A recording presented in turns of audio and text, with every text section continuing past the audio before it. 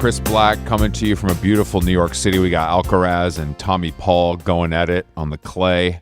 Let's pray that Alcaraz and his still shitty haircut takes the L. The haircut is bad. I used to ride for his haircut.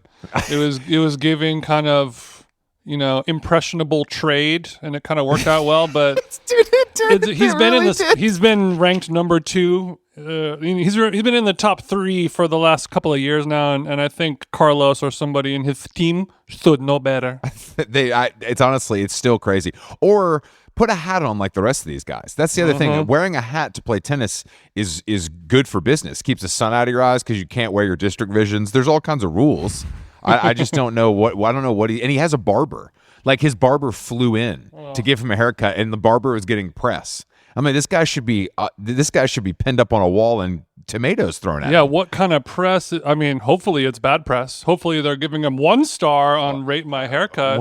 1 star on Yelp. Let me get the 16 Yeah, guard. I mean, we got Sinner over here in the How Long Gone Fit. Kind of, he is sort of looking. Somebody said he looks like he is a cast member from Rugrats, stretched out when he's wearing his little blue and green set. But he looks good. He looks good. He looks the best, I would say, because I don't know. He has some sort of features that I like. Something about his face I like. Oh, yeah. Okay. I don't know what it is. Speaking of impressionable trade, what are some of the features of his body and face that you find yourself being said, do not put body in my mouth. Drawn do toward. not put body in my mouth. Do not put body in my mouth. Wow. That is not what I said. Something about his face is like Tommy Paul, for example, looks like a hot fisherman that picks you up on a boat for a tour somewhere in South Florida, and you're like, damn, this guy's a little too good looking to be doing this job. Yannick Sinner looks like that, but you'd be getting served an espresso somewhere in Milan. He'd have an apron on, be like, oh, this guy's a little too good looking for this job. And thank God for both of them, they've achieved great success on the court. Yeah, surely this guy's just making cortados to put himself through college. He's Exactly. He'll have a prestigious position in the education field or something. But something his like blue that. and green Nike Fit, I'm not saying it is the Gone effect, but I did get a lot of messages about it. Yeah, and same. hopefully Sinner is a listener, but we're company men over here. Ben Shelton is our boy. We're bullish on Benny boy, even though he did have a dirty little bottom a couple days ago. I love. He was playing. I mean, it was fun. He's just fun to watch, and a lot of these guys aren't. And I mean, I don't know. That goes pretty far with me. But we need to talk about some news that broke this week that has sent shockwaves through our industry, and that is known stickman and blues guitar player Marc Maron from the WTF Lock the Gates podcast. He's shutting down the operation. Yeah, after 16 long years of slugging it out on Apple and Spotify, he said no mas. And I listened to him talk about it on the pod this morning with John Mulaney. It makes sense. 16 years is a long time, and I think of all he obviously doesn't have to say any reasons why he's quitting this, but the one that stuck out to me the most was him saying, like, I've talked to everyone, like everyone that I wanted to talk to. Well, I kind of did it. I mean, other than DJ Them Jeans, of course. But it sounded to me, because I listened to the episode as well, and it sounded to me like almost the producer was like, I don't want to do this anymore. And Maron was like, well, I'm not doing it without you, so I guess we're done. Is kind of what it sounded like to me. But what else is the producer going to do, though? In theory, they made enough money, I would hope. But I mean, it's not going to stop Marc Maron from being in bad television shows. But I want to put some. We've made fun of Marc Maron a lot on How Long Gone, but we need to put some respect on his name because he is the GOAT. Yes, all teasing aside, we would not be here without Marc, and many other people will not be. I've listened to thousands of hours of Marc Maron. He was one of my best friends when I was addicted to pills. He didn't know that. Really? But Oh yeah, I mean when I was on Oxy, I was listening to so many. I mean, this is like the heyday of podcasts. This is like Reply All, Marc Maron, The Champs. You know, it was when podcasting was still good before Call Her Daddy. Okay, so it was the Venn diagram of podcasting was still good, honest shows. It was before the Unwell Network poisoned the marketplace. Yes, exactly. So that mixed with, you know what, the opioid addiction. Maybe I'm lurking in the corners. Maybe I don't hang out with all my friends all the time. You know, who's always going to be there for me? Exactly. Podcast. Well, the thing about being addicted to drugs, especially downers, is you're sitting around a lot, and usually you're alone because you're such an irritable dickhead that no one wants to be with you. So during those kind of powerful daylight hours, I would be sitting in my apartment with my headphones on, just cranking it. And Maron, when Maron was good, there was nothing better. I mean, honestly, there was nothing better. When he was good, it was good. It's been a long time, but he still has bright spots because he's the guy. And he got Obama to come to his garage. That's still one of the greatest accomplishments in podcasting. Yeah, that was his Osama. We got him, boys. We got him, boy. I mean, I'm surprised he didn't retire after that. But yeah, I mean, how many more fucking middling Comedy Store guys can you talk to? I do agree you've run out. Well, when he was talking to Mulaney, I think he would prefer to talk to these middling comedians. I think he was more so bummed on the actors promoting their, like, he wants to have, you know, any comedian on because they speak the same language, they can gripe about the same gripes, they can exchange ideas and blah blah blah, and they can argue and it's fun. But then he mentioned Paul Dano talking about, you know, his process and you know just the craft of being an actor. And it's all just a fake guise in order to sell this movie that you're on, and the only reason why you're doing the show is because you're promoting a movie. And I think that's probably what got under his skin a little bit when it's just like, why am I doing this? I would rather hear Paul Dano talk about that than another comedian talk about how they didn't get SNL or how they craft their set. I understand that that's what he's interested in. Sure. But I don't think, I mean, podcasting has ruined comedy and made it the biggest thing in the world. So it's kind of a double-edged sword in many ways. Yeah. But I agree. Respect to Maron. Glendale's second best stick man. We love you, and I hope Jason, when you run into him at Ralph's after the show is off, maybe now is the time for him to come join us here on How Long Gone. Yeah, I agree. For a chat. Now that he's not doing it every night. Yeah, and I guess now that he mentioned he's like, I'm 62, I'm gonna quit the pod, this summer, and then he was sort of coming to the realization, perhaps in real time, that I won't need to have social media accounts anymore. I'm an adult man. Yeah. This is the age when people start hanging up the hat, and I'm sure that he's got some M's in the bank. He's rubbing elbows with some famous people, and he would probably love to not have to post on stories that Gerard Carmichael came by the house today or whatever it may be. No offense to J-Rod. We would love to have him on. But to me, Gerard Carmichael coming by the garage is more interesting than I'm doing, 3 nights at Chuckle Pissers in Arkansas, which is what he's going to keep doing, which is crazy to me. But I guess if you love it, you love it, and that's that. He's not doing Chuckle Pissers. He's a theater guy, and when he goes out of town, when he's hitting Portland and Minneapolis, and he's doing 2,000, 3,000. Yeah, for sure. But I think he's a guy who loves the game so much that he will do whatever. Of course, which I do respect, even though I'm going to make fun of it. Yeah, he's got a disease, man. But I guess in terms of the Glendale, hey man, Glendale straight male podcaster world. One has been removed from the podium stand, and it's just Tim Heidecker and I. So Target is on. Tim, your days are numbered. You better watch out, Tim. We'll come find you at fucking drop off. Okay, 8 a.m. You ain't ready for us. All of a sudden, we creep up on you. You ain't ready. I'm a big guy, but I can hide behind the Subaru. You won't even see me coming, brother. I also wanted to talk about another Cosmo cover came out this week, and it's one of the worst musicians out, Reneé R, and the cover line is "Straight people don't exist to me," and I don't know what that means. Well, I did some thinking about it, so you don't have to. I would say at first that cover to me is reading quote unquote rage bait. Yes, where it's a smart business move by whoever decided to have that be the main headline of the cover, because it tees you up for an instant rebuttal of well, Reneé, you don't exist to straight people, and in a straight person's mind, that's true. That would be a logical dig or a rebuttal. But then the more I thought about it, it's a smart business move on her part, because she's come out into the world. Most people have decided that her music is bad. They don't like to look at her or listen to her.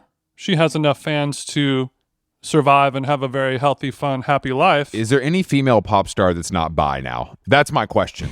Is there any at a certain point, the novelty, like making that your personality, if you're Reneé Rapp, is because you don't have any songs? Yes. And to me, I guess you could call that, in terms of a smart business move, it's a dyke double down. She is saying, hey, I'm never going to get the straights. Yeah. The straights are never going to like me. The music I produce is quite bad, and I seem to have a bad attitude.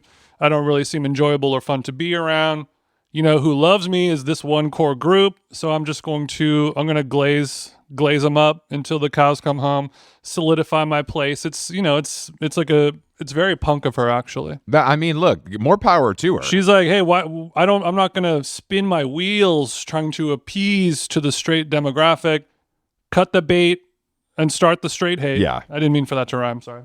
Well, it sounded like you did. Sounds like my writer's room have been working on this. I had a question for you, just a legal question. I know you're not a lawyer or anything like that, but as my friend and co-host, I'm having kind of an ongoing beef with my mailman, and he's kind of like an older white New York curmudgeon guy who I've gotten almost in a physical altercation with because he was mad at me for not getting my mail out of the box because I don't have a key. It's a long story. Okay, so he was mad. So you have a mailbox and he keeps filling it up, and he's saying, boss, she won't take no more parcels and envelopes. This guy needs to let a little out. We have blockage happening, and it's making my job hard. I respect, but I'm having issues with my it's a longer, more drawn out story, but he about 6 months ago, he sort of like almost pushed his way into the apartment when I wasn't home to like yell at Alex about it. Today I saw him and he kind of stared me down, and I wanted to ask do you think it's a federal crime to punch a male person, or are they not protected the way other government employees are? Is it a federal crime or... Because this guy needs to get a little slap. Like, he needs to get duffed. Okay. The attitude is crazy, and he also sings while he's delivering the mail quite loudly. It reverberates in the hallway. Yes, attacking a mail carrier is a federal offense in the United States. It's illegal. Damn it. It's obviously illegal to blah, blah, blah, blah, blah. A simple assault with no physical contact, that's a simple misdemeanor. Okay, we can beat that. Punishable by up to 1 year in prison, fine of up to $100K. You won't see any jail time. To me, that'll be time served for you, Chris. Assault involving physical contact or intent to commit another felony. That's a Class D, and you can get up to 8 years and $250K. Don't love that. Here's my idea. Is this the first time I've ever needed to borrow someone's dog? Well, actually, I was reading a good stat. California, the highest amount of dogs attacking mail carriers in America, 77 confirmed dog bites or attacks in the state of California. Do you think that's because there's just so many more dogs? Or do you think that there's something It's a great else at question. play there? I think it could be a per capita thing, for sure. I mean, we have the highest population of humans, so it makes sense that we have the most dogs kicking around. Dogs as well. We have I had ChatGPT pull up an example for you. In March 2025, just a couple months ago in Gardena, California, of course, a man hot spot. assaulted a USPS employee, resulting in a bodily injury. and he was sentenced to 41 months in federal prison. Oh, Jesus Christ. Okay, never mind. I'm backing off, bro. It's about 3-4 years in Fed time. I could do a year, I've said, just to get in shape and learn to cook, but I don't know if rediscover the Quran. But I want to know, Chris, we're tiptoeing around the real question, which is, yeah, of course. How did this get to the point? I mean, I'm not saying that it is user error. I'm not saying that this is any of your fault. There are no accusations going in that direction, but I want to know how we got to this point where this mailman may have allegedly tried to forcibly enter your home and yell at your forever wife. If that happened in Cali, it's a wrap. If that happened in Texas, he won't even make it out the car. It's a certain kind of guy that exists in New York that's just like an older, kind of gray-haired, I grew up in the Bronx, I don't give a fuck. Mm-hmm. I keep it 100 all the time, and I don't think about anyone but myself. Like a Eli Zabar type. Is that what you're getting like at? An Eli Zabar with like no swag, and like he's not wearing a Charvet Postal Service uniform. No swag. No, doesn't own several multi-million-dollar properties. Exactly. Like it's just a real. It's a New York archetype, and if they become a government employee, then they're given too much power, and they can disrespect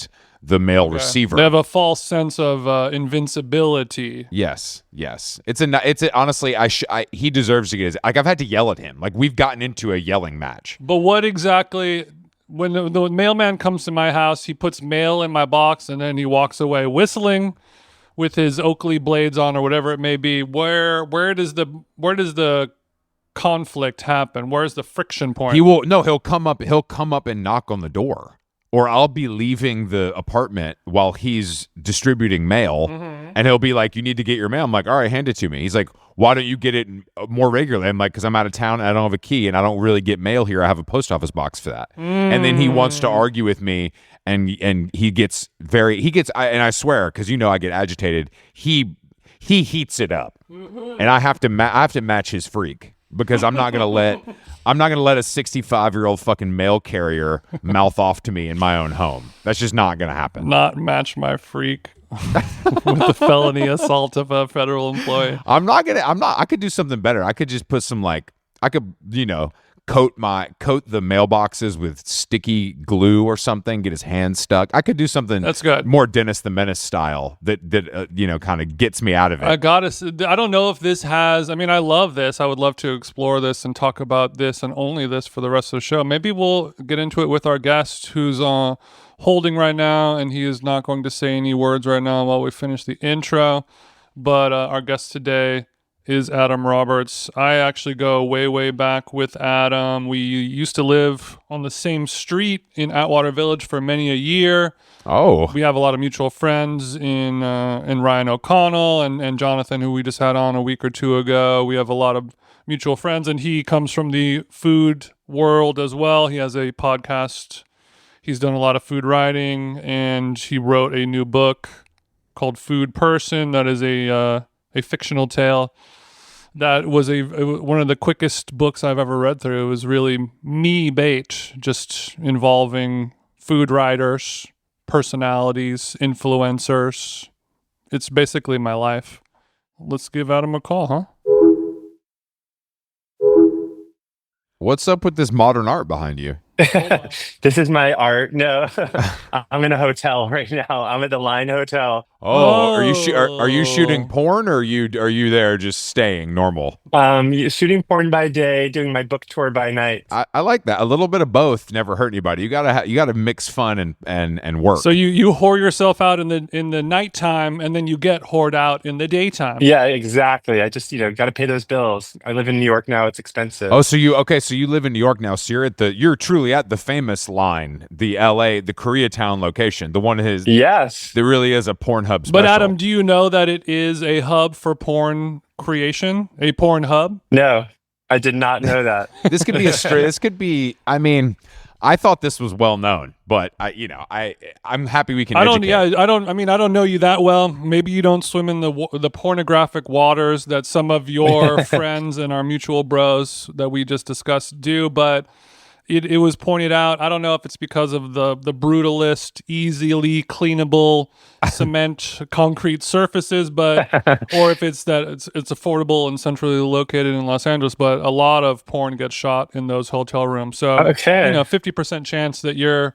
in the splash zone, brother. How's it feel? I haven't heard any noises coming through the walls, and I haven't seen anyone who looks like a porn star, but I'm gonna keep on the lookout now. Wow, we don't really stereotype on this podcast. Yeah, we don't stereotype. Don't come for the girls next door like that. I don't appreciate it. I mean, I could be a porn star. You never know. You never know. Honestly, yes. Honestly. You probably are a type. I could you're guy next door. Yeah, schlubby New York Jewish porn is great. People love Slubby it. New York Jew.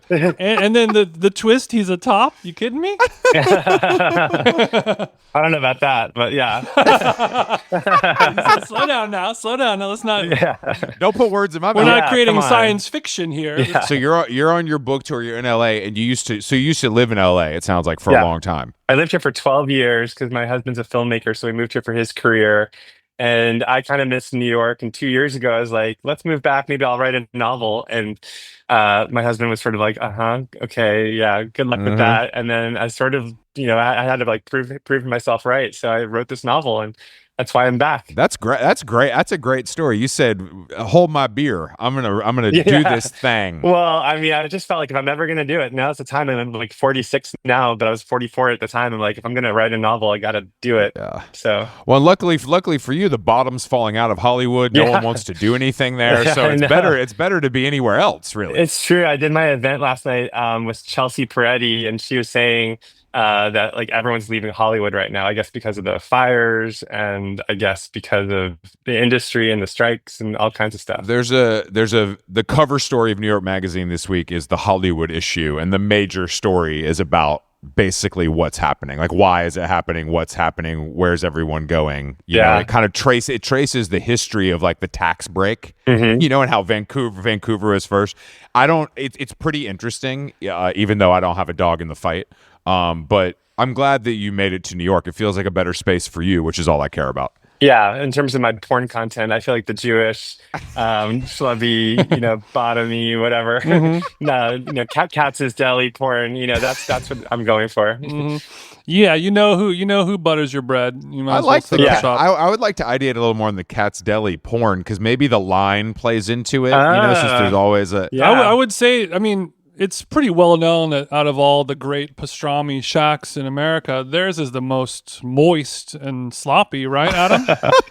Yeah, this sounds like a Philip Roth novel. I mean, just in terms of how moist the flaps are of the beef. But I mean, like, I'm not joking. The flaps of the beef. That's the most disgusting description. Katz has the wettest pastrami in the game. Am I wrong, Adam? It is true. I've never had pastrami in my entire life. I've never tasted jackfruit pastrami. How could that be? Has not crossed these beautiful lips. No, I was vegetarian by the time I was 15, and obviously I didn't know a Jew till I was at least 20. So pastrami wasn't really coming up in my life in Atlanta. Where did you grow up? Atlanta.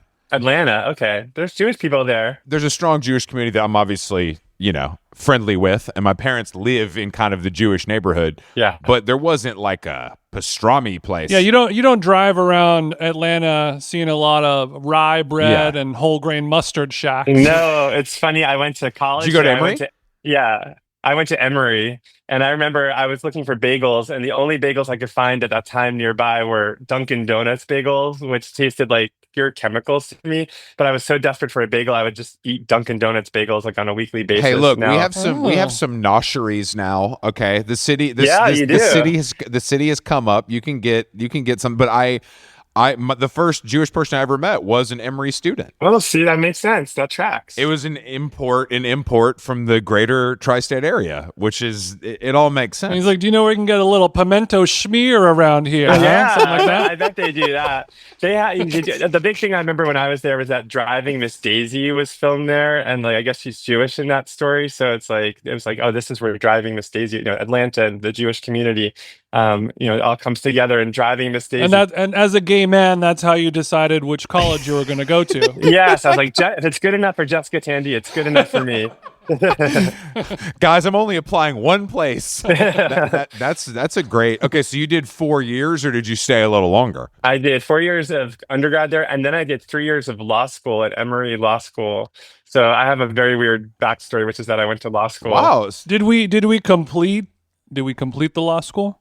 We did, but I hated every second of it. And the whole time I was scheming to like figure out how to become a food writer and get out of the law school, trap. But I was sort of trying to throw a bone to my parents because I came out when I was 21, and they basically had two dreams for me. One was to be a doctor or a lawyer, and the other was to marry a nice Jewish girl. So when I came out, I basically took one dream away. I was like, I only got yeah. one. I guess only I'll got throw one. them a bone. I'll go to law school. How bad could that be?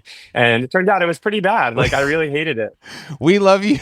We love you no matter what, sweetheart. As long as you go to law school, Yeah. we love you. We love you no Pretty matter much. what. And then you're like, instead of being a lawyer, I'm going to choose a job that pays truly nothing. Yeah. I'll be a food writer. Yes, So exactly. were you dipping your toe in the food writer waters, and were you contributing to Creative Loafing or Atlanta Magazine? No, or like, what happened was, I know Creative Loafing. I started a blog in 2004, and it was funny because at the time that was like one of the first food blogs. Early days, Yeah, early days. So like I was just writing my little adventures of eating around Atlanta. Like if you go onto my blog in the archives, you'll see all these old Atlanta restaurants. I don't know if they're still there. Oh, this is right up my street. Yeah, I gotta go double click. I mean, I used to love Flying Biscuit. I know it became very corporate. Oh hell yeah, bro! That's my shit. Yeah, Jason. apple butter. Jason, I think I've taken. I know. Unfortunately, it has been ruined because I think they were supposed to do like a 50 location like continental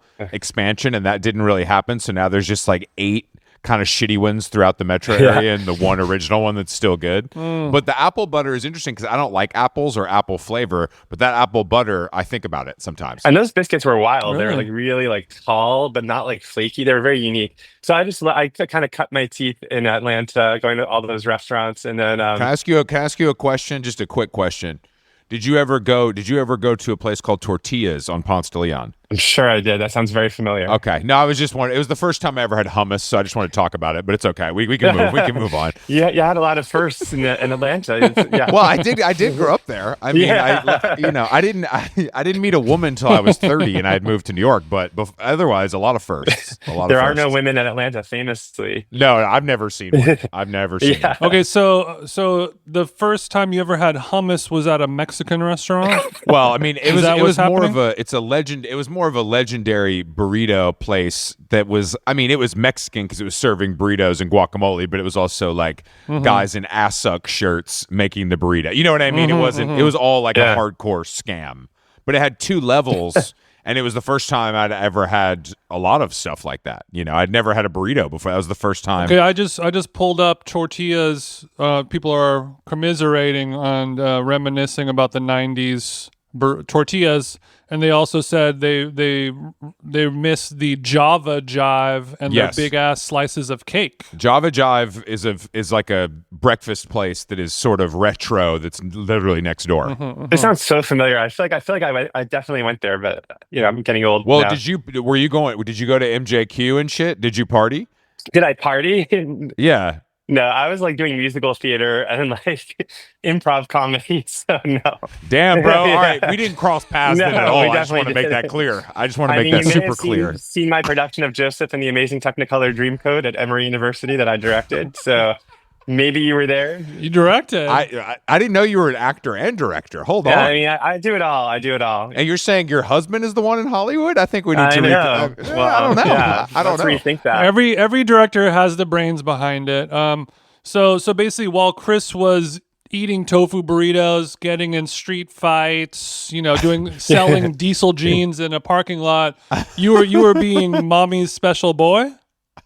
Oh wow, this is good therapy. Yes, I mean I was a nice Jewish boy, except for a lot of the secret stuff I was doing on gay.com or manhunt.net or whatever it was.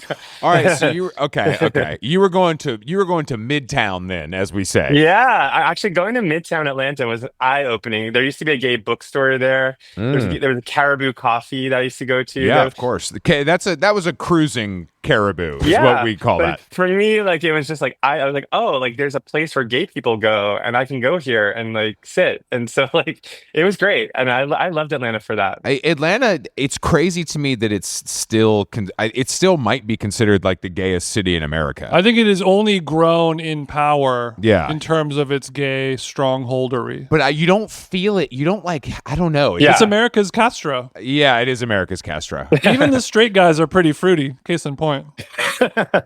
Don't laugh at that. Don't laugh at that. Yeah, we'll cut this shit off right now. Oh yeah, cut it off. Sorry. Yeah. Low hanging fruit. Sorry. So you're telling me that you did improv. I know. I'm more embarrassed about that than the Manhunt and gay.com. Which is, yeah, I'm straight and I would be happier to say I was on manhunt.com than doing that. But did those skills ever come into play in your life now? Do you think you actually learned something from improv? Did it train a part of your brain? Oh, yeah. He was on television with Mario Lopez yesterday. I'm sure that improv and that stage experience, you've got a leg up. I mean, all joking aside. Yeah, I think that the whole yes and of improv, like the famous thing where it's like you kind of go along with it, like was a good lesson for me to learn because I come from a no but family. Like, my family is like very negative. Like, they're like, do you guys want to come to the party? No, we're okay. We're fine. No, thank you. No, thank you. No, we don't need that. No, thanks. It's like a very like Jewish, like, I like it. Yeah. So for me, like improv was sort of like open yourself up, like be open, say, follow the green lights. Like, and I think it really did help me in my life. But it is funny because like in the 90s, improv genuinely was cool. I know it's hard to believe now. But like whatever you gotta tell yourself, Adam. Whatever you gotta tell yourself, I believe you. But like in the Amy Poehler days, the Upright Citizens Brigade, like all of that stuff was like at that time really cool. And the fact that it's so uncool now is fascinating to me because it was like the Kids in the Hall. You had like all that stuff was like kind of hip. Yeah. And now I feel like it's not. I was raised on I was raised on Kids in the Hall. I'd watch it every morning when I got home from school. But I was just watching the Pee Wee Herman documentary on HBO, and they are recalling the early days of improv comedy in the 70s. It was like Andy Warhol. It was like very interesting, cool people there. It was peak coolness and performance art in New York. And even in the 60s, it was like Mike Nichols and Elaine May. I mean, it was all those people. So I feel like there's, but somehow I think the Upright Citizens Brigade. Yeah, what else has been ruined in such a way where like it started off so strong and now it's just awful? It is awful. And it's like, I think it's because they made it so democratic that anybody could do improv if you paid the money to do it. And some people would invite you to their improv shows and they would be horrible. And then that's when it all went downhill. Because also it seems like the prices to do improv, to join up, were low. It was the barrier of entry was low. You could pay $300 and get on stage. And it was like a pyramid scheme too. I feel like there were all these young 20-somethings that came to New York or came to LA and they're like, oh, I'm going to get discovered. I'm going to go to the UCB and pay however much money, and then they kept paying and paying and paying and never became famous. That part I like. So and they're like, good luck, guys. We all made it into the class. I just need an American Express or a Visa. Exactly. What do we have a card on file for you, Donald Glover? Yeah, exactly. Okay, so we need to be gatekeeping the stage. Not everyone should be on the improv stage. I agree with that. That's something that we can align on. But I wanted to go back really quick in terms of modern day version and 90s throwback version. How does gay.com or Manhunter compare and contrast to a current day Sniffies or Grindr? That's a really good question. Well, with gay.com and Manhunt, there was like it was like a chat room, if I remember correctly, and it was like all words on the screen. If I remember correctly, back in my day, but it was like all literally like words on a screen, and then like you would just like maybe go into like a chat with somebody, and then type words, and then maybe you would send like a picture of your face.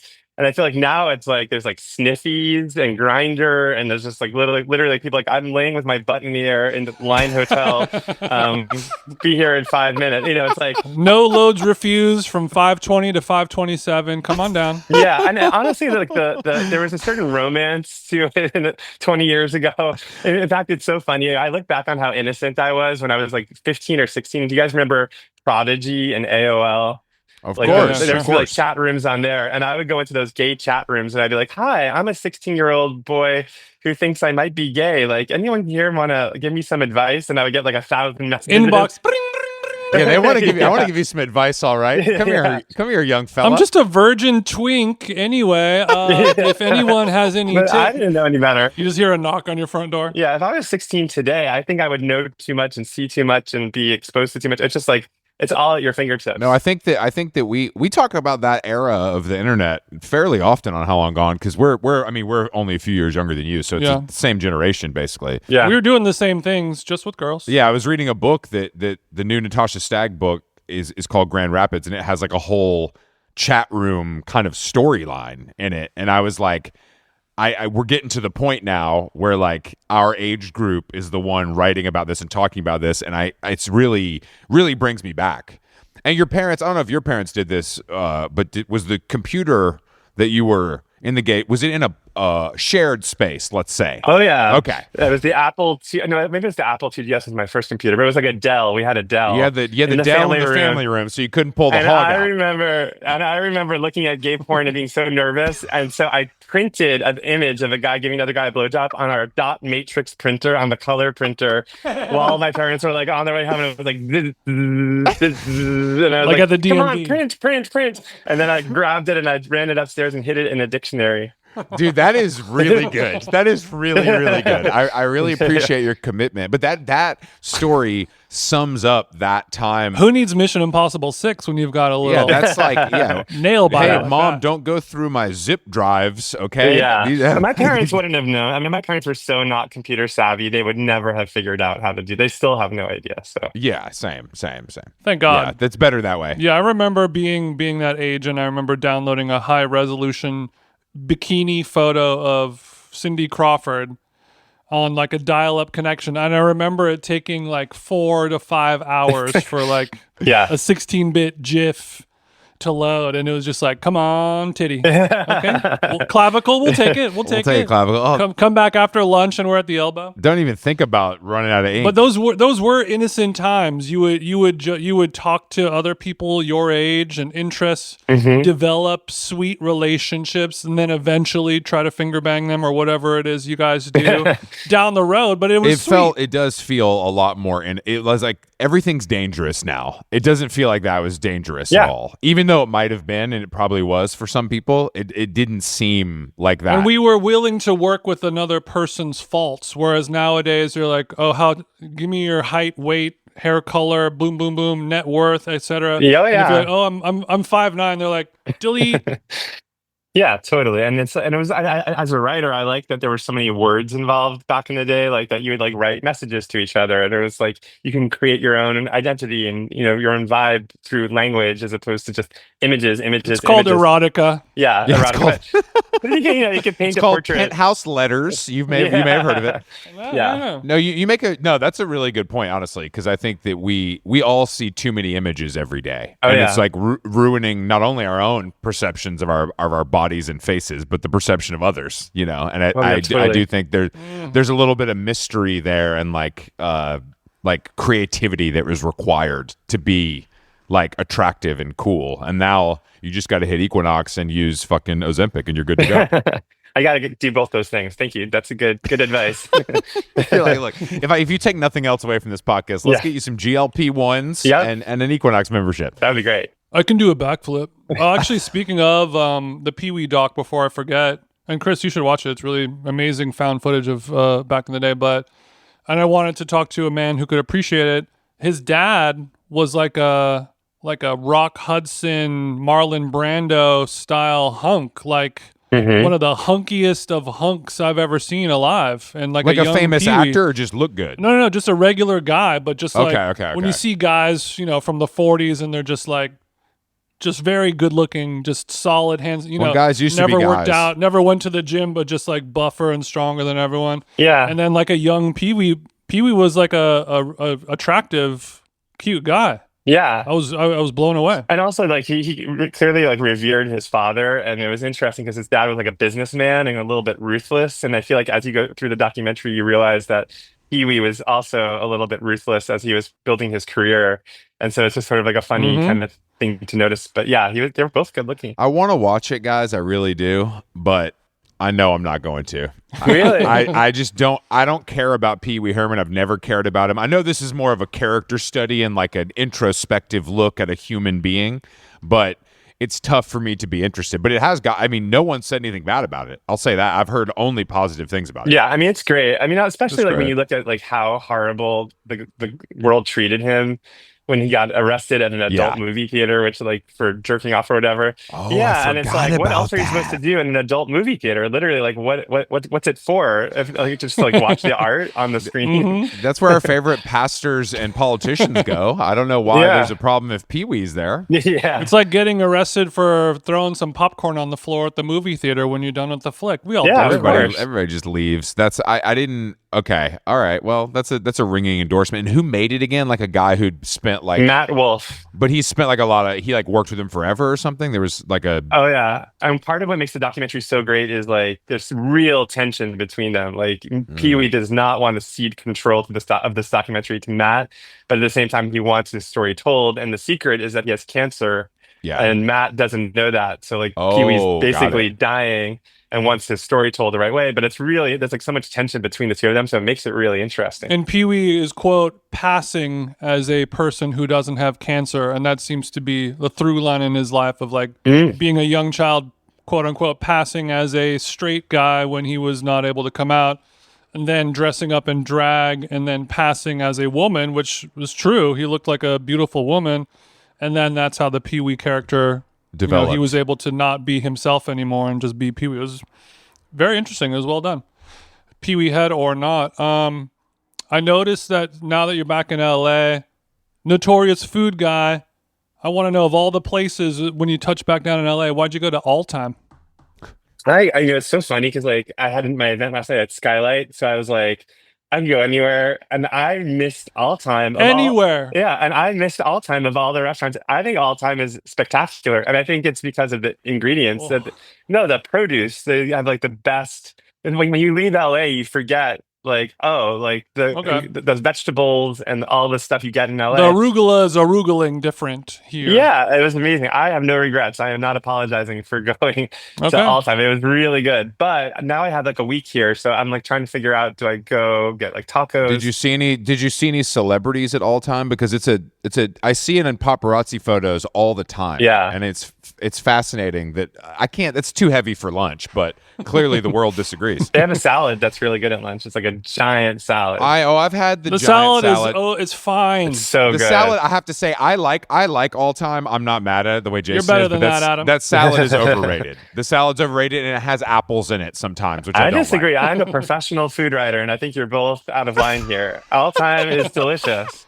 And it's incredible. I think you are out of line. Because in New York, you can get all these things that you can get in LA, but like ingredients, like you can't get good produce like the same way that you can here. So go to Rustic Canyon, get some of the produce. Jason, come there. on, you know that's an hour and a half commute. You can't. I'm not getting on the highway and driving to Rustic Canyon. Knowing Adam, I would have thought that you had your reservations booked for your LA trip 6 months ago. As soon as you booked the book tour, have you turned into a new person? Maybe he's not a dork, Jason. Maybe he's not a dork. No. I did a lot of research, but you know what it was? Have you become cool? I realized like, if I become as fanatical about it's actually that I care too much about it, that I have so many friends I need to see. So I'm prioritizing seeing friends and letting them pick the restaurants. It's just like I can't like start dragging people around the city. I'm the same way when I go to New York. It's the full decision fatigue. It's just like I'll go to French Ed even. You know what I mean? I'll take out a mortgage and go to I feel like that's where I draw. I literally got in a fight with Alex because I was like, I'm not going to French Ed. I don't like it. And she's like, but we had, like, my friend canceled and I have a reservation. I'm like, I can't go anywhere else. I don't like Frenchette. I'm not going to eat fucking pickles and asparagus. But Adam's like, that sounds good. Love those guys. Yeah, that does sound good. What's wrong with pickles and asparagus? That restaurant, there's nothing I want to eat. This is a real problem with restaurants in general right now. I go to them. They're beautiful. They're cool. The crowd is good. I look at the menu. Don't want to eat any of it. It's fine. Chris has a very particular diet, and I feel like you suffer from a similar thing, though, Jason, where it's like you can go to these places that you heard about, and you're like, "Well, this is fine, but I don't ever want to eat here again." I'll do it, but I'm not always in the mood for French. Yeah. food, and sometimes it sounds like French food is the common denominator here. Well, like he wants to eat vegetables. He's a vegetarian. He doesn't eat a lot of dairy, so he wants to have a good, healthy protein. A piece of fish with some arugula, lemon juice, olive oil, something like that. Or pizza. I'm not crazy. Like but you go to a place like that and you're like, oh, I'll try the asparagus, and it's swimming in a stick of butter, or whatever. Got it. Okay, that makes sense. Stop putting mayonnaise on. Stop putting aioli on shit, bro. You know what I mean? Got it. You want a lighter meal. But I think that I think it is smart to prioritize seeing the friend, like, because I think when you lived somewhere, I suffer from this in Atlanta and LA to an extent. I only want to go to the places that I know I like, that I miss. I don't need to try something new necessarily, unless Jason's like, we got to go to this place. I trust him because he knows what he's talking about. But overall, I want to go to Backyard Bowls and fucking Shintaro. I don't need to go to like the new hotspot. And honestly, like, I miss the places I miss the most from LA are like, what's the like tacos, the breakfast taco place, Home State. Like, I miss that place. That's a great example of something that like is not great, but I get missing it. Yeah, it's delicious. And then like Pine and Crane, I miss that. So like your like weekly neighborhood spots. It's not like a Michelin star spot, but it's your comfort meal, your hangover meal, whatever it might be. And Nancy Silverton restaurants. I forgot about Pine and Nancy Crane. Silverton restaurants. Yeah. That shit slaps. Yeah, I feel like Moat's Pizzeria, Moat's Key Spot, like those are really special. But frankly, like, that's like when you talk about like the trendy, cool new restaurants, like the Mother Wolf and things like that, it's like they're all kind of the same to me. You can get that in New York, you can get that in any major city. Adam, I'm going to stop you right here, Chief. Unfortunately, Mother Wolf does rock, and I don't want to admit it. I don't like going there. I don't want to be seen leaving or coming, coming or going. But the Mother Wolf rocks. Jason, I think you agree with me. The food is awesome. Well, depending on what you order, the squash blossoms are the best squash blossoms in the city or America. They're also like $30 for 3 squash blossoms. I know what it is. I had a bad experience. I went with my parents, and the food was good, but like the table next to us was VIP, and they got burrata with persimmons, and so they brought this out to this table, and so like I said to the waiter, that was us. It was delicious. Yeah, you would have loved it. Yeah. Bro, you should have asked. I would have shared. Because they don't have the persimmons like that upstate in New York. But anyway, like my mom was like, "Ooh, that looks so good." So I said to the waiter, "I was like, can we order one of those?" And he's like, "Oh no, that's not on the menu." I was like, "Well, can we order like burrata? Can we order like a persimmon?" Like they made it. It was like so bizarre. Like it was just like as if like they couldn't recreate. I don't know. There was just a weird vibe. Well, we did famously get scammed on wine there, which I do forget. That's funny. How did you get scammed? Our friend who speaks Italian had some sort of relationship with the sommelier. And he was like, asked for this bottle of sommelier. He's like, oh, we don't have that one, but we have this other one. We ended up ordering 2 or 3 of those, and it was like a $400 bottle of wine. Oh my god! Yeah, basically we came in and got this one bottle that we loved, and we was like, this is great. Let's get another one. They're like, oh, we're actually all out of that one that you guys are loving. Yeah, here's another one. Comparable. Not cool. And it was not cool. Several hundreds of dollars. This is what I don't like. We all paid $700 each for dinner at Mother Wolf. And we wonder why we're all just drinking martinis nowadays. You're never going to be burned by the sommelier when you get a martini. I like funky too. I like funky because it's just more expensive and has better art and better people. Like Mother Wolf is for tourists and funky is for rich people. Okay. Clive Davis is going to be at funky, but the food is basically the same, more or less. Yeah. And I love pasta. Like I'm sure I'd love it. He kind of pissed me off when he said, like an interview where he said like I don't eat pasta in North America. Do you remember when he said that? Yeah. Oh yeah. Oh, we've talked a lot about Funk Man on this show. And that's who I want making my pasta. I know, but it's like, give me a break. Like, I love food. I read all the books. Like, I do all the cooking. Like, I get it, but like that's enough. There's a lot of amazing pasta to be had all over North America. Well, Adam, I'm going to ask because people say this all the time. Isn't there better Italian food in New York than there is in Italy? I don't mean for you. I'm not trying to put you on the spot with your Italian homies, but that is a line of thinking that There's definitely better sushi in LA than there is in Japan, though, right? By and large. I will say, I think to Americans, there is better Italian food in New York than there is in Italy. Yeah, I see what you're saying. In terms of the kind of Italian food that Americans are thinking of, like chicken parmesan, like that kind of stuff. Yes, like meatball. Don't come for my American ass palate, bro. I like weird shit too. Okay. No, but I'm saying like if you wanted because I feel like if you go to Italy and have Italian food, a lot of Americans who go there are like disappointed because it's very simple. It's like just as like you said, squash blossoms. But like for a lot of people, that would be like kind of boring. Someone who's been eating the flaming hot Cheetos every day, and then you're like, here's a plain ruffle, and you're like, oh. I mean, to be fair, you put squash blossoms from my parents, they're gonna ask for the check and head on out. Yeah, exactly. Oh yeah, and I've taken my parents to restaurants like that. Yeah, they don't like any of that. But no, I mean Italy, yeah, I feel like the real Italian food is just beautiful ingredients and beautifully prepared, but simple, like very straightforward. Less is more. No, I love it. I love it. I don't think that it's worth like taking a trip to eat it, but a lot of people do. So more power to them. You build all the stuff around it. Okay. Well, and also when I was just remembering when we were living together in Atwater, there was the weekly gay poker night. Yeah. Whose house was that again? Smile Buchanan's. He writes for the New York Times. He writes about movies for the Times. And yeah, I used to go to that poker night. You're telling me that gay guys know how to play poker?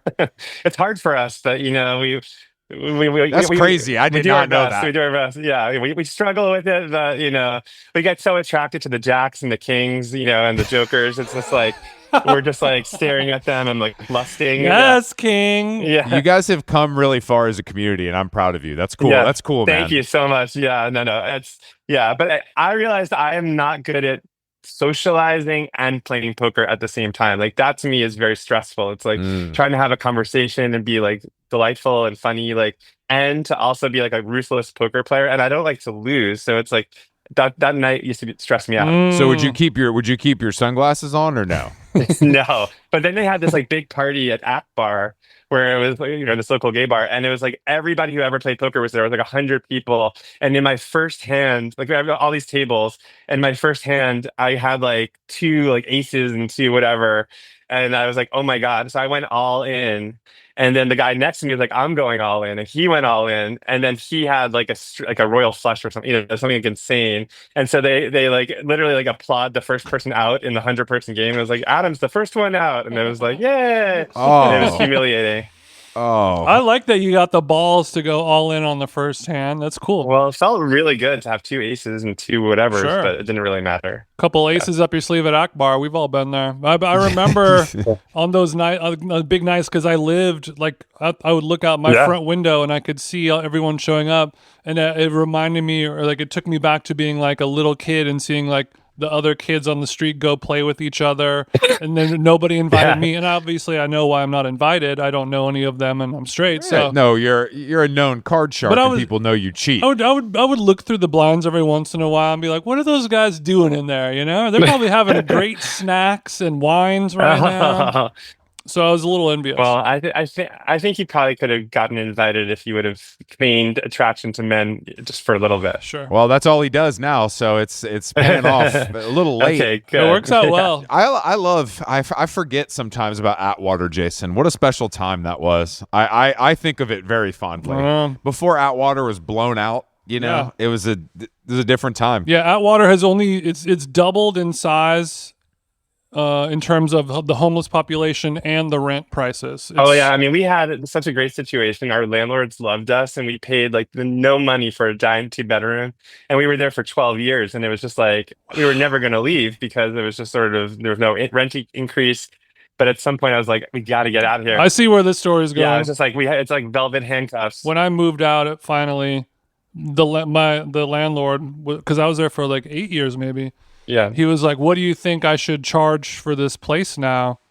And I was, whatever. I was probably paying $1,500 or something like that for my house. And then overnight, as soon as I moved out, he was so happy that I moved out. So I'm sure yours jumped up as well. I'm sure it did. Yeah. But it was great. I mean, I loved Atwater Village, and I loved it. It was like the Hollywood version of Brooklyn. Like I felt like it was like just that big strip of stores and restaurants. It was like quirky. There was like a parrot shop, and it was like this is like it's like we're like in Park Slope or something. But it's like it almost looked like a Hollywood facade of like what a Brooklyn neighborhood would look like. I forgot about the bird store. It was a giant bird store. It was the biggest retail on the whole street. We got the tennis store. We got the bird store. We got the bookstore. We got the lesbian smell bakery. The bird store from across the street. Did the mid like 90s coffee place finally close? Oh, I don't know. next to Dune. Yeah, Caldy. I think so. Yeah, that's close. I'm sure. I'm actually going to go back and check out like all the new stuff there, right? Because isn't there like a Thai Yeah, you got to restaurant? go to McCall's. Yeah. McCall's is there. Oh, I forgot they moved. Proof. You're right. Yeah. Yeah, they moved. Proof is still. Proof. I love Proof. They were better before they were employee owned, in my opinion.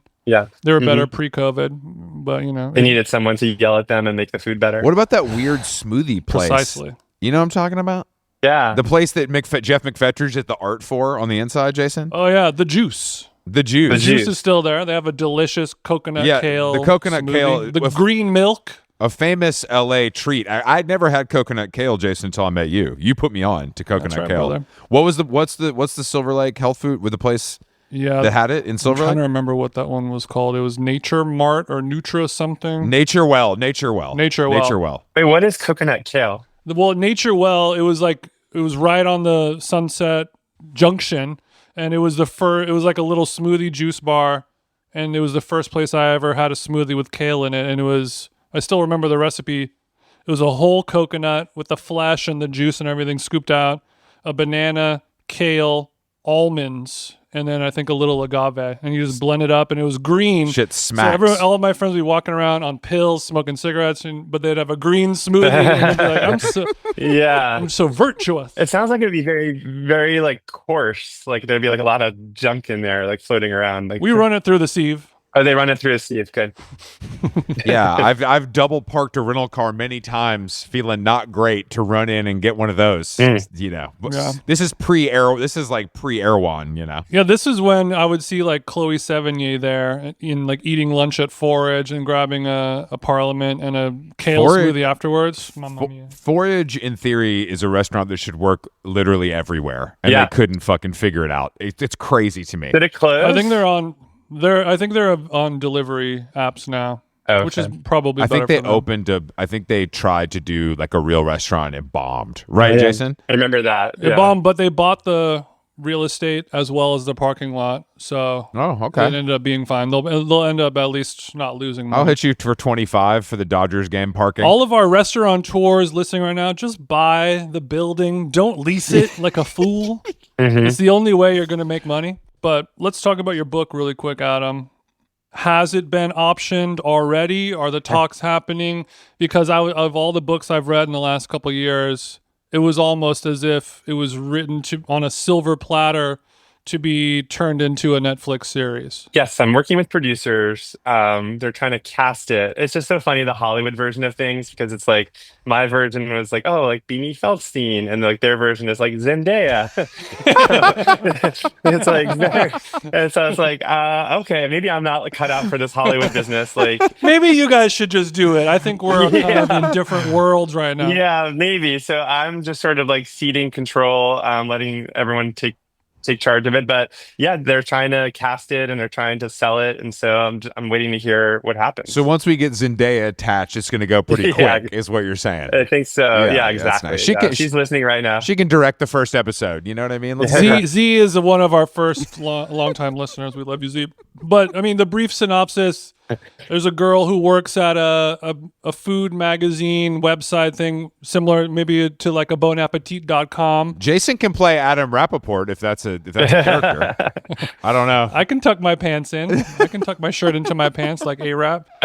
And then, life has some ups and downs. She has a Jewish mother who lives uptown, Upper East Side. Upper West Side. So it's a little autobiographical for you in many ways, but I know your ass would love if Zendaya had Jewish parents. That really Zendaya, excuse me. If Zendaya and then had that this person has some bad luck in life, and then ends up being offered to ghostwrite a cookbook for a sort of canceled, troubled actress influencer person. And then, drama and hilarity and... Oh, I was about to say, I could play Mario Batali, but you said it's a woman, so I guess I'll have to. All right. We could rewrite it for you, though. Yeah, that would be good. Yeah, it's something to think... you can send it to my agent. We'll look over it. I mean, it's something to think about. But I was telling you, it's like, it's the perfect beach read. It had, like, if you live in New York and you're into food, just every single touch point you could ever hit. There's a trip upstate. We're we're shopping here. We're putting ingredients together for a quick meal. We're going to hip restaurants and getting blacked out. It's all there. There's drugs. There's everything. Thank God. Yeah, thank you so much. I was out until then. Yeah. There's lots of drugs. It's funny because it's about a ghostwriter of a cookbook, and I got the idea because I ghostwrote a celebrity's cookbook, but I can't tell you who the celebrity was. Oh, we'll bleep it out. We'll bleep it out. I'll bleep it out. No, seriously, seriously, we'll bleep it. Seriously, I really can't. But that's where I got the idea. So like, I ghostwrote a celebrity's cookbook, and I was like, oh, this would be like a fun idea for a novel. But like, the celebrity I worked for was like really nice, but I was like, what if this celebrity was a jerk? What if? What if the celebrity was mean? What if they were a jerk? Yeah, and then it's sort of like the Devil Wears Prada in the food world was like what I was thinking, and then I set out to write it. There you go. That does sound great, and it does sound ripe for film and television. Yeah, I hope so. New York is expensive. So ghostwriting, was that a positive experience, or would you do that again? It was great to get material for the novel. I don't know if I would rush out to do it again. Okay. It's funny because it's almost like being a therapist, because a lot of the celebrities who write cookbooks don't necessarily have a lot to say about the food that they're putting in their cookbook. So it's like, okay, like, or in general. Right. So like with corn, if it's like a corn recipe, it's like, well, what does corn mean to you? Like, what are your memories with corn? Oh shit! Don't make me do 16 on maize right now. I don't have it in me. I don't have it in me, Adam. So it's like you gotta draw out like material for like to fill up the cookbook. So like that was sort of the genesis of like the book. I was like, oh, like what if there was like more to the story? I always forget that cookbooks, because I don't read them because I don't cook. I always forget they have all of this kind of personality and like storytelling. That do you think people actually read that? Or do you think that's what you have to do to make it like a sellable package? I think people like that more than the recipes themselves nowadays. Now that all the recipes are available online. Not all, but true. That's a good point. But I'll let Adam answer because he's the expert. I'm glad you brought that up, because I worked on a couple cookbooks, and it's so much work, and you work so hard on writing a cookbook, and you put so much blood, sweat, and tears into every head note. But like, there is that feeling of like, nobody's reading all of this. Like, nobody's going to read every head note, and nobody's going to read my introduction, and no one's going to, so it's like, by the time you finish a cookbook and 300 pages of a cookbook, it's like, wow, that was a lot of work, but not all of it. So when I wrote a novel, I was like, oh, you can't like skip through a novel. You have to actually read every word that's said. So like, that was what was appealing about a novel. That's where they get you. Yeah, that's where they get you. But you yourself is an example of somebody who will read every page front to back of a cookbook that you enjoy. Yeah, I mean, a great writer like Gabrielle Hamilton's cookbook is awesome. The Prune cookbook, because she's so voicey and bossy, and like she'll tell you like. I've read her book memoir, and it was awesome. I love that book. Really, really good. She's a voicey bottom. Yeah. But anyway, I love her cookbook because it's like actually the guidebook for people who worked at Prune, and it's like her like yelling at them like, don't waste Parmesan cheese, we can't afford that, and like sort of like telling you how to cook the recipes as if you worked for her, which I love. Oh, that is an interesting take on it. Yeah, because I feel like most things are dumbed down for the consumer level. Yeah, that one's definitely not. But like the Zuni Cafe cookbook is a great read. I love books that are like fun to read as well as like good recipes. Yeah, Brooks Headley's book Fancy Desserts. Oh yeah, that's a great one. Like it was very, very fun to read. It's like a diary, a bunch of old photos of like Born Against touring and stuff like that.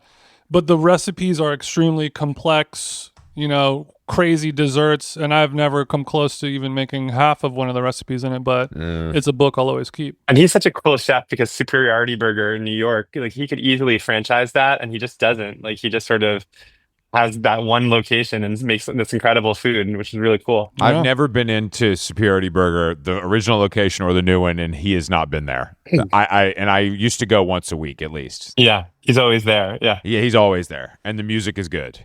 I don't know who's in charge. He's on his way to being the anti-McNally, I guess, right? He's not gonna. Yeah. I feel like he could do a Japan. Get away with that. Yeah. Maybe that's a good idea. A little license. Have you guys read the McNally book yet? Because I've heard good things. Yeah.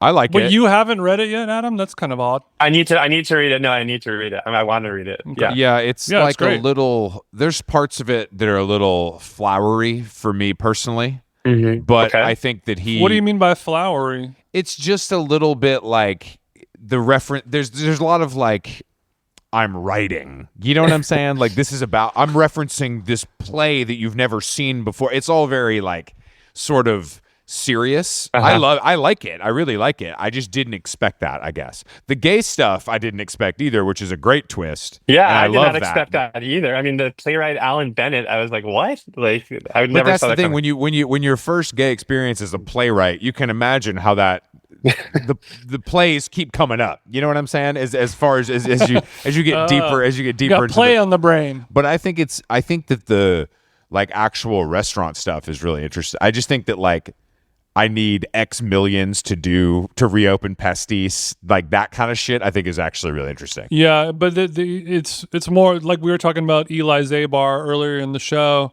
Whatever it is that you're doing in life is just a means for you to buy and refurbish real estate in New York City. Like that's their true enjoyment in life. So like he doesn't care about food. He wants to find an old building, go buy like a bar upstate from the 1800s, ship over some chairs from Athens and turn it into this amazing space. But when you do that, it's like high stakes gambling. You're always either like very rich or very broke. You're always, 8 million up or 8 million in a hole. That's what I like about it. Is you have a gambling habit, Adam. You understand the thrill. The Verva Contessa's memoir was really interesting in that way too. Like Ina Garten is very business savvy. It's like you want to believe that like all she cares about is food and cooking, but it's like no, she knows exactly what she's doing, and she it was a real businesswoman. The food and cooking part is got to be secondary if you want to be successful. Is the honest truth? I mean, I guess so. Is the honest truth, or at least you need somebody who cares about that as much as you care about the other part, if nothing else. Yeah, a good partner. Yeah. Speaking of partners, is there talks or not talks in having your husband direct the film or television adaptation of your book? He has said, for the sake of the marriage, he will not be directing this book. Yeah, smart. That's smart. And you probably agree with that, right? I do. Actually, I would love a female director because it's okay. Relax. Okay, relax. I mean, they exist. I don't know if you guys knew that. But, let me Google that. Female director. I'd love to meet one. I'd love to meet one if you know any. That'd be great. They're out there. But yeah, I thought like that'd be a good idea for this movie because it's about two women. Sure. That's a very good point. When you put it that Greta way. Gerwig on there. Yeah. There's got to be somebody else. Pee Wee in drag would be great. That's who's directing this. I actually was able to get Pee Wee in drag to kind of handle this project. I mean, Sofia Coppola, she's a real female director, right? Of course. Yeah. The realist, maybe, I would say. What? Go ahead, Chris. No, I was trying to think about who was the director in the Seth Rogen show. Oh, Olivia Wilde. Olivia Wilde as the monster director. That's who I want. But I want her because she did Booksmart, which is like similar to this. Oh, is that why you want Beanie too? Yeah, she'd be great. That's the dream. If they're listening. Bro got Beanie on the brain. Yep. I know. I think she'd be good as my main character. Beanie's good. Beanie's a good actor. I mean, she's great. Yeah. Okay, then who do you have pinned for the influencer celebrity? I wanted Jennifer Lawrence. Oh. That's good. Look, I mean, I like your aiming high, but that might be kind of too high. That's A-list. Okay. That's A-list. It is our first film after all. Wow. I'm saying maybe, and she's on my mind right now. But like an Olivia Munn, might be a little more. Yeah, wow. Adam doesn't do ethnic, but I think it'd be interesting to see J Law. Being like a druggy, like fucked up person. That's Oscar bait, right? Oh, I think it's a good idea. No, I get what you're saying. It's like shooting for the moon, trying to make, trying to get like Meryl Streep or somebody into your movie. Right. But they're bringing Z to the table. So hey, if we were already at the moon, then we're here. I don't know if they're really bringing Z to the table, but I mean, this is Hollywood. They promise you a lot and then they crush you. Of course, which is what I learned over and over again. Yeah, build you up just to tear you down. What if Zendaya gained 20 pounds for the role? That would be huge Oscar bait. There ain't no way you couldn't pay. Zendaya gaining 20 pounds ain't gonna. No one could do That that. would be amazing. Valentino's not gonna be happy about that. Scorsese couldn't do that. Scorsese couldn't get that. They should No have like way. an anti Ozempic, like the opposite of Ozempic. Like you take it and it like does the opposite, whatever That's is. what. Yeah, That's called Raising Cane's. Colin Farrell would be really happy. Those guys. Who was it that said he's never? Someone recently was like, "I'm never doing it again. I'm never gaining weight for a movie. Like it's too fucked up. I've done it like 3 or 4 times. Like it was who was dating Zoe Kravitz? What's his name? Oh, Channing Tatum. Oh yeah, the god. Yeah, Tatum said, "I'm never gonna play fat again. It's just He's not like, worth it." I can't do it. Like you go from Magic Mike to fat guy is fucking. That has to be awful for your body. Wasn't Robert De Niro like was he like the first dude for like Raging Bull? Like didn't he gain a lot of weight for that? Yeah. I feel like he started all that. Yeah. And then How much money would it take for you to put on 30? me? Yeah. Not that much. It sounds really fun. Adam's like, "Well, I've done it for free a few times throughout my adulthood." Yeah, that's my job. Yeah, I mean, I don't know if I could do it. Honestly, I don't know if there's any amount of money that really could make me. $10 million. I mean, You would not gain 30 pounds for $10 million.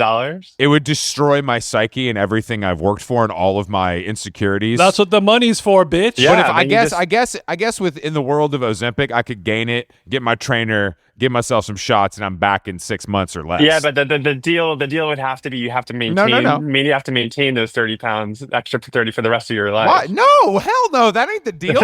Fuck you. We're That's the deal. only That's gaining the we're deal. only gaining for our walk on in your show. I can't. You I have to can't. love yourself no matter what. You have to just love yourself. Well, you're on the wrong podcast. I'm out. No one here loves themselves, first and foremost. Okay, what if this? okay. We gain 30 pounds of fat. Chris eats nothing but crumble cookies for 6 months. Oh, that sounds pretty good. But then he can lose 30 pounds of fat, gain 30 pounds of muscle as long as he maintains the same weight, or is it has to be fat? Oh, I like this. I like That's this. good. Okay. That's a good compromise. Yeah. I could go Kumail mode and put on 30 pounds of muscle for the right This role. is simply a You know, dirty 'cause that's bulk what I got. for $10 million. I'll have to get my agent to kind of line it up right. So I do the fat roll right into the buff roll. And that way I'm able to kind of have a reason to do both, I think is the way to There do you it. go. Do you feel like Kumail's getting fit? Oh, I'm sorry. You're going to end. No, please. Kumail was on steroids is what that is. Yeah, but do you feel like it ultimately was good for his career or bad for his career that he did that? I think it's definitely bad because he has sized himself out of his own personality and character type. That's what I think. That's why I don't get buff because people know me as whatever Smart. I am. Yeah. Yeah, there's only so many camp collar shirts Kumail can bust out of on the red carpet before someone's like, we can't hire this guy anymore. Yeah. This isn't Well, gonna do you think that he will deflate in the name of his true love of improv comedy and his original art form?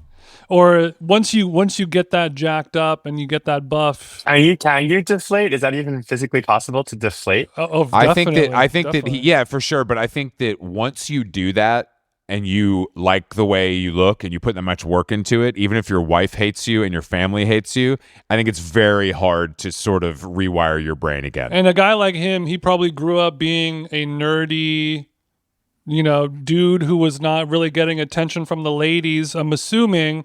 So then he tried his new body on and he said, we are never going back. I don't know if anyone could go back to that because he walks into a room and women turn their head and look at him and he could have sex with them. And you can't really put a price on that. Fair enough. I mean, you're right, though. You really can't put a price on that. You really can't. Well, you mentioned a therapy sesh earlier in the pod. You had an ear for it. You also have a podcast of your own called Lunch Therapy. Is it still happening? I stopped doing it. No, I stopped doing it. I mean, I don't know if you guys edit your own podcast, but I was really bad at it. And I didn't like the technical aspects of doing a podcast. It was just like miserable for me. So Sure. When I sold the book, I was like, I'm going to take a little break. And now, I mean, I really liked doing the podcast because I would ask people what they had for lunch and then I would psychoanalyze them, which was, kind of a fun premise. And it always got deeper than you would think it would just from somebody's lunch. Yeah. Very similar to the trajectory of Marc Maron's career.